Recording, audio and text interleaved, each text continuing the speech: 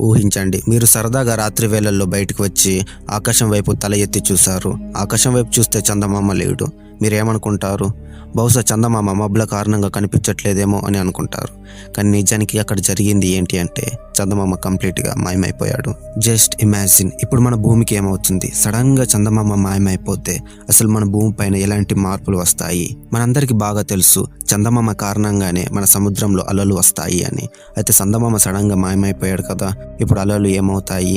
సముద్రంలో ఎలాంటి మార్పులు జరుగుతాయి? అసలు మన భూమికి ఏం జరుగుతుంది? రండి, ఇలాంటి విషయాలన్నిటిని ఈ వీడియోలో తెలుసుకుందాం. వీడియో చాలా ఇంట్రెస్టింగ్గా అండ్ ఇన్ఫర్మేటివ్గా ఉంటుంది. సో స్కిప్ చేయకుండా ఎండ్ వరకు అయితే చూడండి. వీడియో నచ్చినట్లయితే లైక్ చేయడం మాత్రం మర్చిపోవద్దు.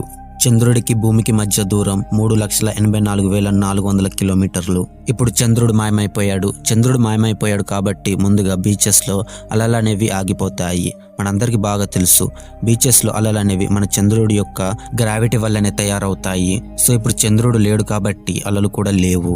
అండ్ నాట్ ఓన్లీ అలలు, చంద్రుడు లేకపోతే సముద్రంలో ఎబ్స్ అండ్ ఫ్లోస్ ఆగిపోతాయి. ఎబ్ అంటే ఇదే, సముద్రం దాని యొక్క ఒడ్డు నుంచి చాలా లోపలికి వెళ్ళిపోతుంది. అండ్ ఫ్లో అంటే ప్రవాహాలు, ఇవి సముద్రం లోపల ఏర్పడతాయి. చంద్రుడు లేకపోతే ఈ ప్రవాహాలు ఏర్పడవు.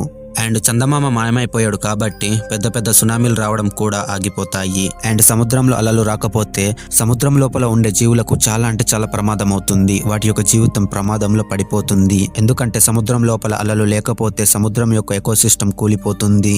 చంద్రుడు మాయమైపోవడం వల్ల మన భూమి తిరిగే పద్ధతే మారిపోతుంది. మనందరికీ బాగా తెలుసు మూన్ మన ఎర్త్కి టైడలీ లాక్ అయి ఉంటుంది. దాని యొక్క గ్రావిటేషనల్ ఫోర్స్ వల్లనే భూమి చాలా నెమ్మదిగా తిరుగుతుంది అని. సో ఇప్పుడు మూన్ మాయమైపోయింది కాబట్టి భూమి చాలా వేగంగా తిరుగుతుంది.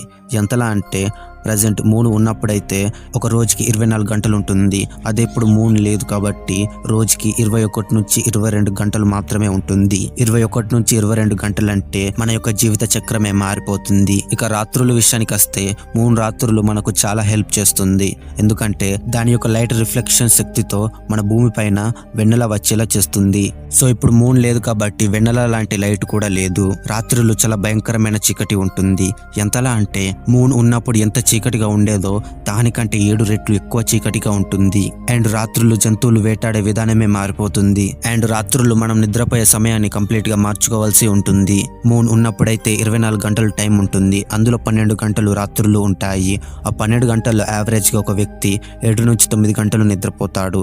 సో ఇప్పుడు మూన్ లేదు కాబట్టి పగలు 11 గంటలు ఉంటే రాత్రులు 11 గంటలు ఉంటుంది. సో ఇప్పుడు ఉన్న ఈ 11 గంటల్లోనే మనం ఎంతసేపు నిద్రపోవాలో డిసైడ్ చేసుకోవాలి. మన చంద్రుడు లేకపోవడం వల్ల భూమి పైన చాలా వరకు క్లైమేట్ చేంజెస్ వస్తాయి. మన చంద్రుడు భూమిని యాక్సియల్ టిల్ట్ ను స్టేబుల్ గా ఉంచుతాడు. యాక్సియల్ టిల్ట్ అంటే మన భూమి యొక్క వంపు. ఇప్పుడు మన భూమి చాలా స్టేబుల్ గా ఉంది. సో ఇప్పుడు మూన్ లేదు కాబట్టి మన భూమి 0 నుంచి 45 డిగ్రీల వరకు వంగుతుంది. అండ్ ఇది భారీ వాతావరణ మార్పులకు దారితీస్తుంది. ఈ వాతావరణ మార్పులు ఎలా ఉంటాయంటే కొన్ని దేశాలు సహారా డిజర్ట్ లాగా మారవచ్చు. మరికొన్ని దేశాలు అట్లాంటిక్ లో ఎంత మంచు అయితే ఉందో అంత మంచు కొన్ని దేశాలనే కప్పేస్తుంది. కేవలం ఇవి మాత్రమే కాదు, మూన్ మన భూమికి ఒక షీల్డ్ లాగా పనిచేస్తుంది.